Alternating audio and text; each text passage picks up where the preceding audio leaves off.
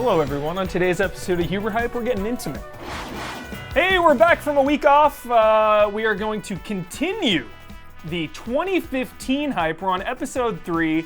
Things look a little different in here because the green screen room is under construction.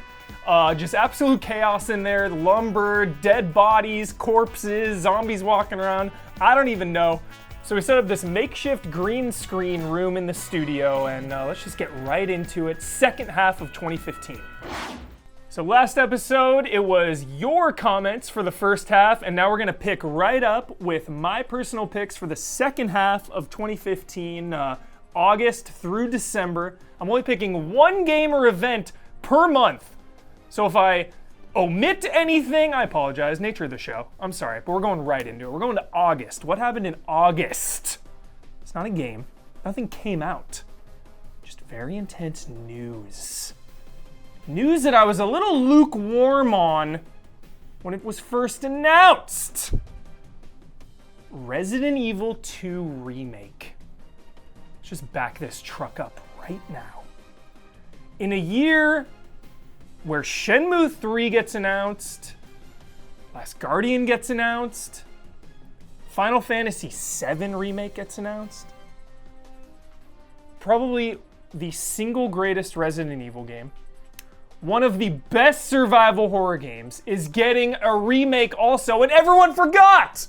Because it's been just a bombardment of remakes and re-releases. Resident Evil 2. Now, I was a little lukewarm because the original creators, Shinji Mikami and Hideki Kamiya, are not involved with this remake. And, you know, Resident Evil 6 is still, the taste is just still fresh on my palate. It's just lingering there, you know. I've tried washing my mouth, tried using soap. It just will not go away. But, you know, time heals all wounds, and Revelations 2 healed the wound somewhat. So Resident Evil 2 Remake, I'm just getting more excited by the minute, and I cannot wait until we have more news. All we have is a logo, but that logo alone is the best part of that month. September. This one is rough. Settle in. Let's just talk this out. Metal Gear Solid 5: The Phantom Pain. Quite possibly the most anticipated game of my life. You know, numerous times I've said that my two favorite games of all time are Resident Evil 2 and Metal Gear Solid 4: Guns of the Patriots. So expectations naturally are high when Metal Gear Solid 5 gets announced and we get closer and we see that first trailer, and then Bossman and I go media blackout, and the excitement and the mystery, I want to focus on that, the mystery leading up to this game just kept me awake at night. I couldn't imagine how this was going to kind of tie everything together. And that's where I think I was let down, that it didn't really tie everything together. And there's a lot of people to point the finger at, there's a lot of blame to be tossed around, Konami sketchness, Kojima, you know, getting screwed by him, not being able to finish the game, Mission 51 or 52 or whatever the hell it was. And you know, it was kind of a Batman situation with this game where the act of playing it was unlike anything else. You know, I often talk about the honeymoon phase of a video game, which is why I have not played, off topic for a second, which is why I have not played Final Fantasy 15 episode Duska, is because of the honeymoon phase. It's when you first dive into a game for the very first time, and you get attached and you're figuring it out, and it's that wonderment and that amazement. That lasted a long time with Phantom Pain, and as time went on, it got worse and worse for me. You started going to environments over and over again, redoing missions, the challenge missions and bonus missions, and then, spoiler alert, the game ends with a tutorial. It ends with a tutorial mission. So, again, I think I need a little more time for this game to process. The act of playing it again was a high point of the year for me, but the ending was like getting a divorce or something. Not that I have been divorced. I can imagine what it feels like. You know, having a significant other leave you is how I felt when that game ended. Next up, October, hell of a month. So we have a little overlap with the personal picks videos from GameTrailers.com. I'm just going to talk about it again because it wasn't nominated for Game of the Year, and I'm just still bitter about it, and I will continue to be bitter. I'm as bitter as Far Cry 4 beating Wolfenstein for best first-person shooter last year at GameTrailers.com. That's how bitter I am. That Life is Strange didn't even get a nomination. I'm gonna hold on to it for the rest of my life. But Life is Strange, just a game of pure emotion and heart. And, you know, I've talked with Kyle about this recently, just about plot versus characters, and this game just speaks to me on so many levels because of the characters.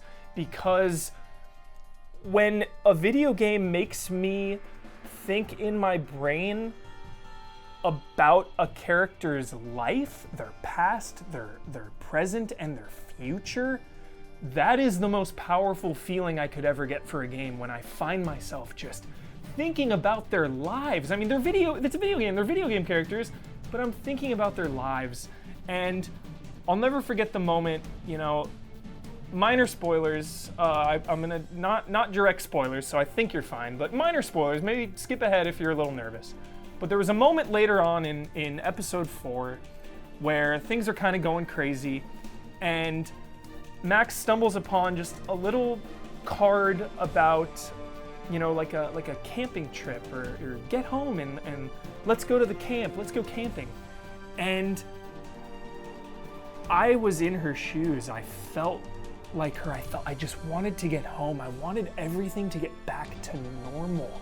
Everything had gotten so messed up and so bad that just that subtle little piece of paper referencing, you know, a jolly campground, like come on down camping, was one of the most memorable moments of the year for me.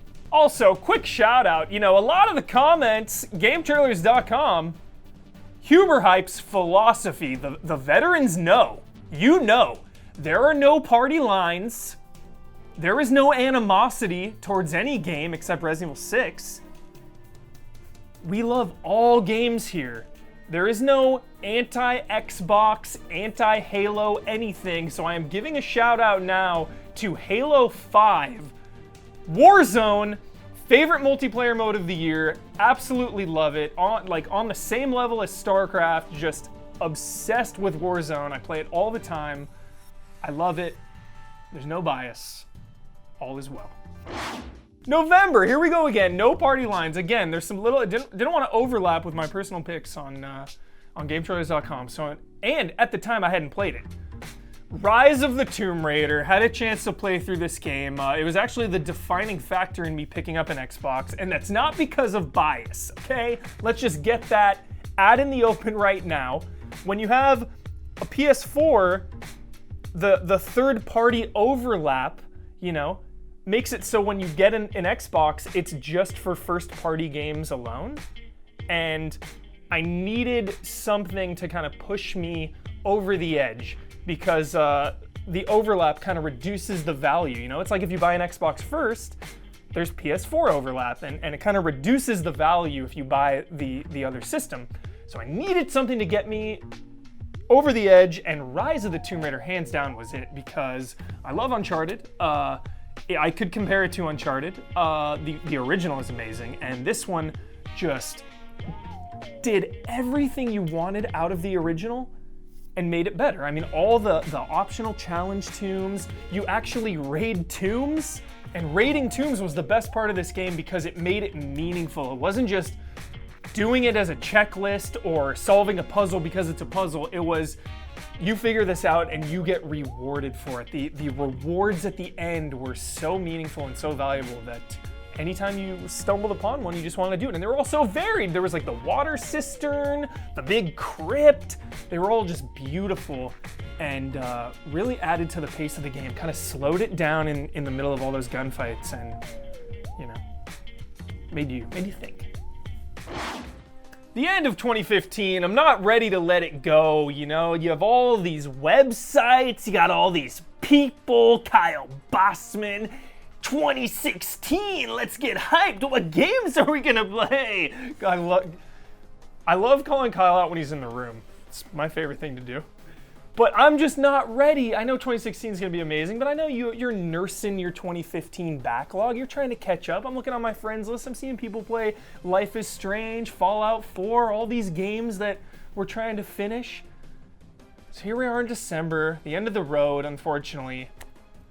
And we get just another gift, you know, the Year of Dreams, Yakuza 5. We got it in the West. I don't even know. I can't even say how many people have tweeted me about this game and have been playing the series for the first time and now are just trying to go back and catch up on this franchise. Yeah, I got a kind of a depressing tweet. Someone tried to find a copy of Yakuza 2 and it's the cheapest one is like 120 bucks on eBay. So the hype for this franchise is now, and Yakuza 5 with a little bit of doubt. I was gonna say without a shadow of a doubt, a little bit of doubt. It's probably my favorite in the entire series. It's between that and 1 and 3. You know, Ben Moore and myself, we are at odds on this. You know, either trying to start from the beginning or just hopping into 5. I think I'm finally gonna side with Ben Moore on this. You know, he's a believer of whatever you can hop into in that series, just do it. Just take the plunge. You know, and I've really thought about that because there have been franchises that I have ignored because I'm such a stickler for having to play them in order of release to get the most context, to get the most out of the characters and the story. And, you know, if 3 or 4 or 5 or 1 or 2 or any of them is the only one you can play, just hop in and have a good time.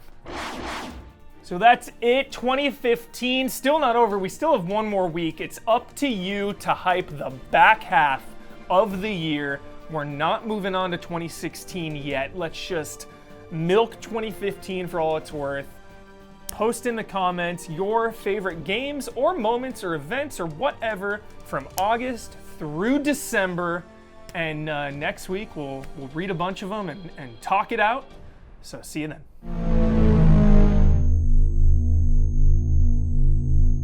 It's time for Huber's Cube! As if I didn't have enough to play already, Sony goes and releases GTA 3, Vice City, and San Andreas. Finished Vice City got me just hyped to play the re-release of 5, which I never did. But I want you to stay tuned in the coming weeks for a little Jones appearance on Huber Hype, GTA style.